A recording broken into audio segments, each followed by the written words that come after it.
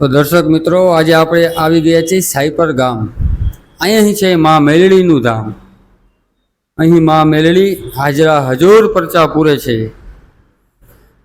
સુંદર મંદિરના દિવ્ય દર્શન આપણે કરીએ આજે. અહીં આજે માતાજીનો માંડવાનું આયોજન કરેલું છે શ્રી શોભનવાળા મેલડીમાએ.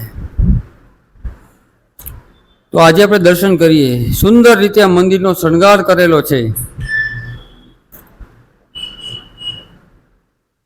આ મંદિર વર્ષો જૂનું છે મા મેલડીનું. અનેરો ઉત્સવ આજે અહીં મા મેલડીના ધામ ઉપર છે. તો આજે આપણે દર્શક મિત્રોને મા મેલડીના દર્શન કરાવીએ. ચારેય બાજુ મા મેલડીની જય જયકાર થઈ રહ્યો છે. ચાલો આપણે તેમના દિવ્ય દર્શનનો લાભ લઈએ.